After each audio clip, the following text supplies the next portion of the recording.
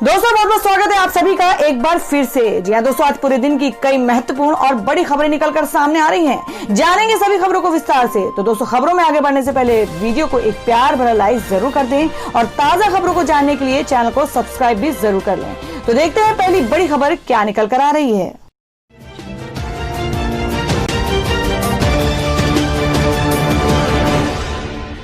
तो दोस्तों, आज की जो पहली बड़ी खबर निकल कर आ रही है, आपको बता दें कि दिल्ली में आईबी के अलर्ट के बाद कड़ी की गई लाल किले की सुरक्षा। जी आपको बता दें कि स्वतंत्रता दिवस के मद्देनजर लाल किला की सुरक्षा बेहद कड़ी कर दी गई है। 15 अगस्त को लेकर आईबी ने हाई अलर्ट जारी किया है, जिसमें कहा गया है कि अमेरिका में रहने वाले सिख फॉर जस्टिस के अकाउंट ने 14, 15 और 16 अगस्त को लाल किले पर खालिस्तान का झंडा फहराने वाले को $1.25 लाख देने का ऐलान किया है। इसको लेकर एक वीडियो भी जारी किया गया है, जिसके बाद से लाल किला और उसके आसपास सुरक्षा और कड़ी कर दी गई है। स्वतंत्रता दिवस जैसे जैसे नजदीक आ रहा है, वैसे ही दिल्ली पुलिस समेत सभी सुरक्षा एजेंसियों ने चौकसी और बढ़ा दी है। सुरक्षा के इतने कड़े बंदोबस्त किए जा रहे हैं कि कोई परिंदा भी पर नहीं मार सके। दिल्ली पुलिस सिक्योरिटी ब्रांच के वरिष्ठ अधिकारी के मुताबिक लाल किला के 3 किलोमीटर की परिधि में सभी घरों व दुकानों में जाकर वहां रहने वाले किराएदारों और अन्य बाहरी लोगों का पुलिस सत्यापन किया गया है। और वहीं अगली खबर में आपको बता दें कि गिले शिकवे भूलकर सीएम गहलोत के आवास पर पहुंचे पायलट, गर्मजोशी से मिलाया हाथ, पास में बैठे। जी आपको बता दें कि मुख्यमंत्री अशोक गहलोत और सचिन पायलट के बीच नाराजगी खत्म हो गई है। कांग्रेस के विधायक दल की बैठक में शामिल होने के लिए सचिन पायलट सीएम गहलोत के आवास पर पहुंचे। पार्टी में वापसी के बाद ये पहली बार सचिन पायलट और अशोक गहलोत के बीच की मुलाकात है। दोनों नेताओं ने गर्मजोशी के साथ हाथ मिलाया। सचिन पायलट अशोक गहलोत के बगल में बैठे। दोनों नेता अपने चेहरे पर मास्क लगाए दिखे। जयपुर के होटल से एक बस में सवार होकर विधायक मुख्यमंत्री के आवास पहुंचे। कल से राजस्थान में विधानसभा का सत्र शुरू होने जा रहा है। तस्वीर में कांग्रेस नेता केसी वेणुगोपाल भी दिख रहे हैं। विधायक दल की बैठक में कांग्रेस के सीनियर प्रवक्ता रणदीप सुरजेवाला और अजय माकन भी शामिल हुए। गहलोत और पायलट ने विक्ट्री साइन दिखाया। तो दोस्तों, आप लोगों को क्या लगता है, जिस तरीके से राजस्थान में अशोक गहलोत के साथ फिर से सचिन पायलट ने हाथ मिला लिया है, तो अब पार्टी वहां की मजबूत हो सकती है? आप अपना सुझाव कमेंट बॉक्स में जरूर दें। बढ़ते अगली खबर की ओर। और वहीं अगली बड़ी खबर बता दें कि भारी बारिश से दिल्ली एनसीआर बेहाल, सड़कों पर जल जमाव और कई जगह ट्रैफिक जाम। जी हम बात कर रहे हैं कि सुबह दिल्ली में भारी बारिश हुई है, जिससे तापमान में गिरावट हुई है। और यही नहीं, दिल्ली में कई स्थानों में जल जमाव भी हो गया है, जिससे लोगों को आने जाने में दिक्कत हो रही है। मालूम हो कि भारतीय मौसम विभाग ने पहले ही दिन दिल्ली के कई हिस्सों में भारी बारिश का अलर्ट जारी किया था। विभाग ने कल से लेकर अगले 2 दिनों के लिए दिल्ली और एनसीआर में ऑरेंज अलर्ट जारी किया है। दिल्ली में कल सुबह तड़के हुई तेज बारिश के बाद द्वारका के अंडरपास में भारी जल भराव हो गया है। जल जमाव के बाद कई जगहों पर ट्रैफिक की रफ्तार थम गई है, जिसके बाद लोगों को कई दिक्कतों का सामना करना पड़ रहा है। मौसम विभाग के मुताबिक सुबह 10 बजे से दिल्ली, नोएडा, ग्रेटर नोएडा, गाजियाबाद, रोहतक, गुरुग्राम और मानेसर में हल्की से मध्यम बारिश जारी रहेगी। इस दौरान आंधी चलने की भी आशंका है। और वहीं अगली खबर निकल कर आ रही है कि पीएम मोदी ने कल तोड़ दिया अटल बिहारी वाजपेयी का रिकॉर्ड, बने सबसे लंबे वक्त तक पीएम रहने वाले गैर कांग्रेसी नेता। जी आपको बता दें कि प्रधानमंत्री नरेंद्र मोदी ने एक और उपलब्धि अपने नाम कर ली है। जी हाँ, आपको बता दें पीएम मोदी भारतीय इतिहास में चौथे सबसे लंबे समय तक सेवा देने वाले प्रधानमंत्री बन गए हैं। इससे पहले जिन 3 प्रधानमंत्रियों का नाम इस लिस्ट में शामिल है, वे सभी कांग्रेस के थे।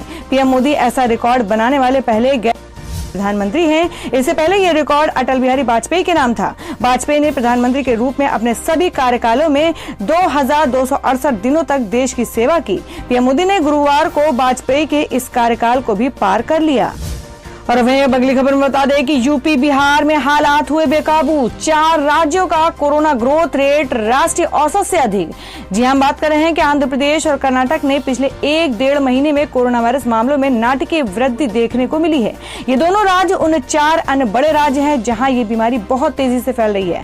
आपको बता दें, महाराष्ट्र, आंध्र प्रदेश, कर्नाटक और तमिलनाडु के अलावा उत्तर प्रदेश, बिहार, पश्चिम बंगाल और असम में जुलाई से कोरोना वायरस मामलों की संख्या में वृद्धि देखी गई है। उत्तर प्रदेश और पश्चिम बंगाल में पहले से ही 1 लाख से अधिक मामले सामने आ चुके हैं, जबकि बिहार और तेजी से बढ़ रहा है।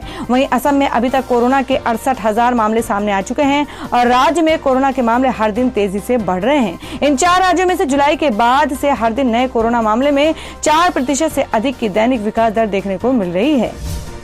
और वही अगली खबर निकल कर आ रही है कि संबित पात्रा के खिलाफ थाने में राजीव त्यागी की हत्या की तहरीर। यूपी कांग्रेस नेता ने एंकर पर भी लगाए आरोप।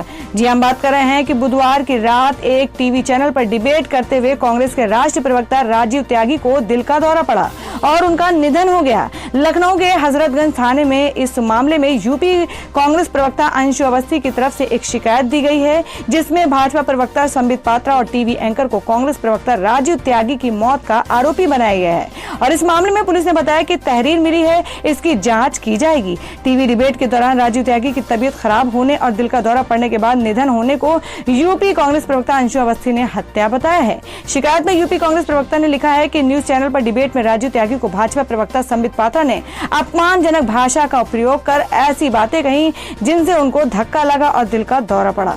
इस दौरान एंकर ने भी संबित पात्रा को ठेस पहुंचाने वाली बात कहने से नहीं रोका। एंकर ने ऐसा करके संबित पात्रा को न्यूज चैनल पर राजीव त्यागी को अपमानित करने वाली बात कहने का अवसर दिया। और वहीं अगली खबर निकल कर आ रही है कि राजस्थान में पिक्चर अभी बाकी है। क्लाइमैक्स को लेकर गहलोत और पायलट खेमों में छिड़ा है युद्ध।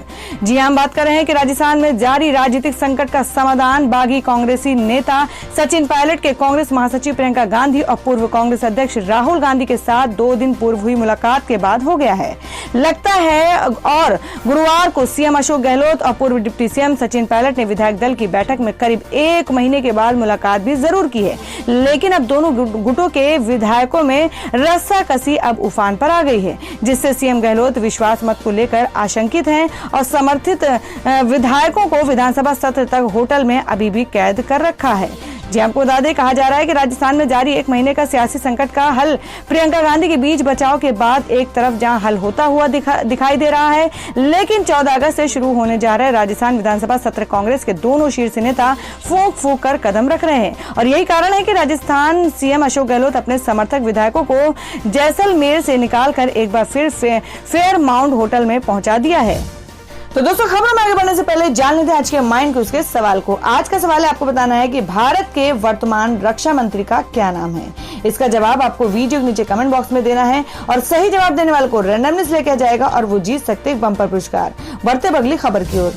और अब वहीं अगली खबर में आपको बता दें कि आम आदमी पार्टी के पूर्व विधायक जरनैल सिंह पार्टी की प्राथमिक सदस्यता से निलंबित। देवी देवताओं पर की थी विवादित टिप्पणी। जी आपको बता दें कि आम आदमी पार्टी के पूर्व विधायक जरनैल सिंह ने हिंदू देवी देवताओं को लेकर एक विवादित टिप्पणी की थी, जिस वजह से आपने उन्हें पार्टी की प्राथमिक सदस्यता से निलंबित कर दिया है। साथ ही पार्टी की ओर से मामले में सफाई दी गई है। आपके मुताबिक वो एक सेकुलर पार्टी है, साथ ही उनके नेता सभी धर्मों का आदर करते हैं। दरअसल 11 अगस्त को राजौरी गार्डन के पूर्व विधायक जरनैल सिंह ने फेसबुक पर हिंदू देवी देवताओं को लेकर विवादित टिप्पणी की थी। इसके बाद से उनका विरोध शुरू हो गया। पार्टी ने भी उनको कारण बताओ नोटिस जारी किया। इसके बाद विधायकों ने दूसरी पोस्ट करते हुए लिखा कि मेरा फोन छोटे बच्चों के पास था जो ऑनलाइन क्लास कर रहे थे। इस दौरान वो टिप्पणी कॉपी पेस्ट हो गई, जो बाद में उन्होंने डिलीट कर दी। उन्होंने कहा कि वो गुरु तेज बहादुर जी के सिद्धांतों पर चलते हैं और सभी धर्मों का आदर करते हैं। पार्टी उनकी सफाई से संतुष्ट नहीं दिखी, साथ ही जांच पूरी होने तक उनको प्राथमिक सदस्यता से निलंबित कर दिया। और अब अगली खबर में आपको बता दें कि रिपोर्ट में दावा कि टिकटॉक में निवेश कर सकते हैं उद्योगपति मुकेश अंबानी। जी हम बात करेंगे कि शॉर्ट वीडियो आधारित ऐप टिकटॉक में निवेश करने के लिए भारत के सबसे अमीर उद्योगपति मुकेश अंबानी विचार कर रहे हैं। एक रिपोर्ट में इस बात का दावा किया गया है। हालांकि बताया जा रहा है कि ये बातचीत अभी बेहद शुरुआती दौर में है और रिलायंस समूह अभी निवेश की संभावनाओं पर विचार कर रहा है। भारत में पाबंदी के बाद बाइट डांस की स्वामित्व वाली कंपनी टिकटॉक को भारी नुकसान उठाना पड़ रहा है। हालांकि अभी निवेश को लेकर रिलायंस और बाइट डांस की तरफ से कोई भी आधिकारिक जानकारी सामने नहीं आई है।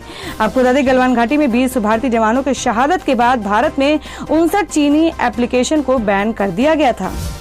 तो दोस्तों, खबर में आगे बढ़ने से पहले एक बार फिर से आपको याद दिला दें कि अगर आपने अभी तक के हमारे वीडियो को लाइक नहीं किया तो जल्दी से वीडियो को लाइक कर दें, क्योंकि आपका एक लाइक हमारे लिए बहुत ही महत्वपूर्ण होता है। और अगर आप हमारे चैनल पर नए हैं तो चैनल को जरूर सब्सक्राइब कर लें और बेल के बटन को भी जरूर हिट कर दें। और हमारी पूरी न्यूज को जानने के लिए वीडियो को लास्ट तक जरूर देखें। बढ़ते अगली खबर की ओर। और वहीं अगली खबर में आपको बता दें कि राहत इंदौरी के निधन पर नहीं किया पीएम ने कोई ट्वीट। पत्रकार ने लिखी ये बात तो गालियां देने लगे ट्रोल। जी आपको बता दें कि मशहूर शायर और गीतकार राहत इंदौरी का मंगलवार 11 अगस्त को निधन हो गया। 70 साल के राहत इंदौरी को कोरोना संक्रमित थे।